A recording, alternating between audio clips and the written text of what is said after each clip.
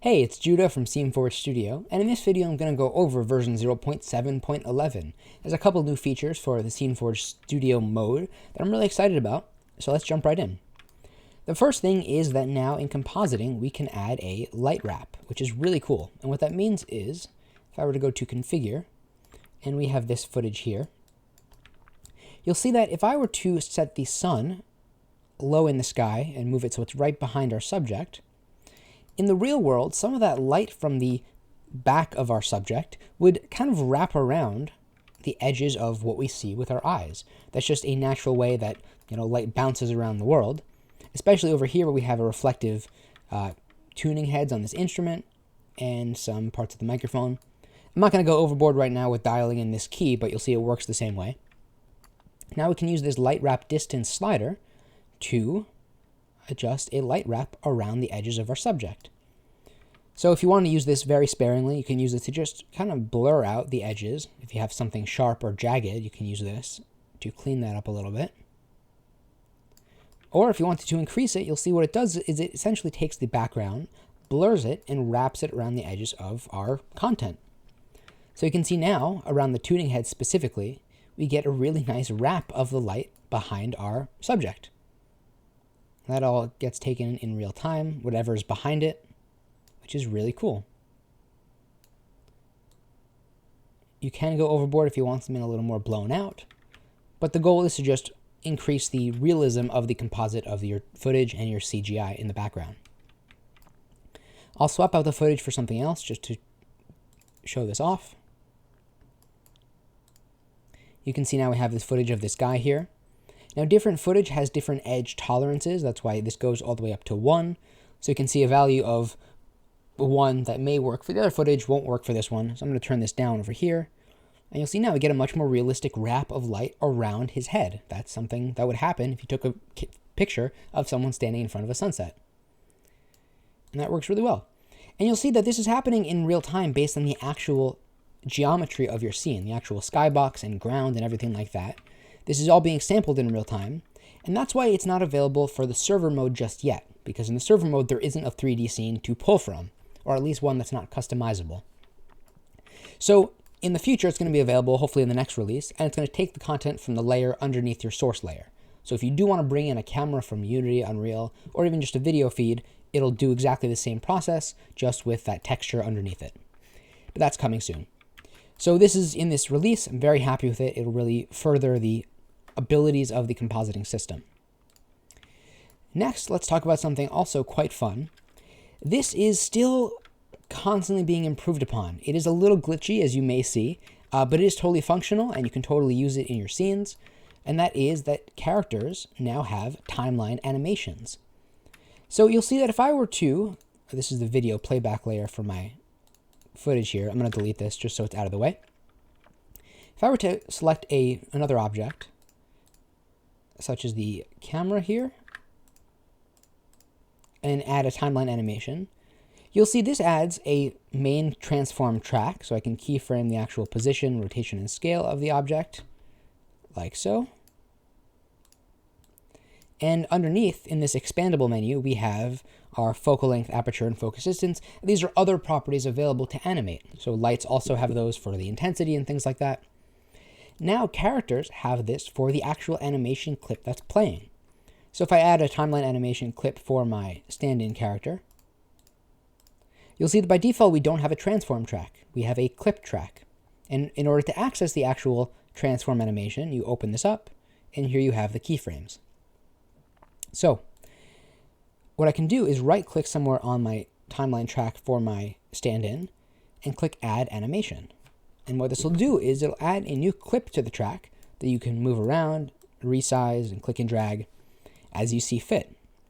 Now what I can do is right-click on this, click Set Animation, and now we can actually choose an animation to play when the playhead hits this clip. So I'm going to click Laughing, and you see as I scrub through, the animation switches to the laughing. It overrides the currently set animation over here, so just keep that in mind. You can see as I scrub through. Now what I can do is add another clip over here. So you see it does have some glitches, but it is functional. I'm going to right click on this, and I'm going to make this a sitting animation just so it's something a little more a stark difference between the two. So you can click and drag to scrub through. I can put them side by side. And now when I play it back, we have our animations playing back exactly as you configure them. Now, obviously, a jump between these two animations isn't really realistic. So what you can do, I'll start with sitting and then ending and standing, or laughing. You can move a clip over so it's touching, but you can also push it even further, and now you have a blending of these two clips. So now, if I were to shrink this down just so we don't have to wait so long, you'll see now if I play it, at this point, it'll start to blend to the next animation. You'll see that sometimes, depending on the order of the clips, the actual blending area doesn't show properly. It's always being improved upon, but the blending is still there. That's all working as you'd expect behind the scenes. So I can go from laughing over here to sitting, crying over the duration of that blend. And I can add as many as I want, and this all gets saved properly, exactly as you'd expect. Now here's an important note. I have my laughing, then I have my sitting, crying. I'm going to switch to a walking animation, like this. You see now he's walking backwards.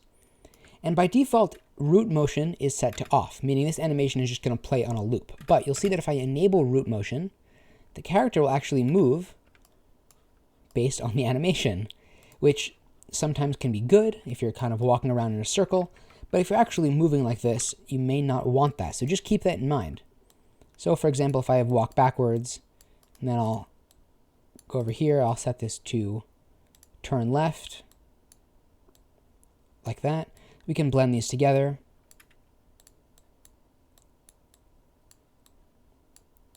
Like so. So if you did want root motion, you can control the actual position of the character using these clips. Otherwise, what I would do is animate the actual transform as the animation is playing. So at this point, I can move him back a little bit and add a keyframe. So now as I go through, he'll walk back. This is something you're going to have to get a feel for because you are manually keyframing the position, but that's something that can be figured out in time as you experiment with it. And so with that, that is everything in this release. I'm going to go ahead and save my project. If you have any questions, you can reach out to judah@sceneforge.app, and I'll get back to you as soon as I can, or you can leave a comment below. But before I go, I almost forgot. There's a couple updates to the Unity Sdk that I'm going to go over now really quickly. All right, so I have my Unity demo scene here with the SceneForge server component added to this. You'll see it looks a little bit different. There's a couple new options that I'm going to go over. So I'm going to add my surface render over here. And you'll see you have a new option called Set Mesh Aspect Ratio, and I'm going to go over those now. So I have my spout sender. I'm going to send that up over here. Start server, and I'll just leave this playing in the background. You can see it detects SceneForge server from spout. I'm going to click play, and we'll just get this set up for this example. All right, so you can see now we have our spout input selected with our footage being played in the background, like so, as you see here. So I'm going to go to the scene mode, and let's say that we have our video surface object is not quite stretched the way we want. Obviously, it needs to match the aspect ratio of the footage to not get all squashed like this. And we could manually adjust it, and we could even adjust the actual values, but that's not perfect. So what we can do is go to the server manager and just simply click on Set Mesh Aspect Ratio, and now it'll automatically accurately set the aspect ratio to match the footage, which is very useful. Additionally, sometimes you might want to take a look at what's actually being received by Unity, so you can use this input monitor to actually view a real-time preview of the footage. It's a little jittery just because the Unity inspector doesn't update every frame, but you can see exactly what's being sent and received to Unity. This is useful for debugging if it detects the input over here, but you're not seeing any picture. You can use this to just take a look at that. On that note, there's also a new script that's just included called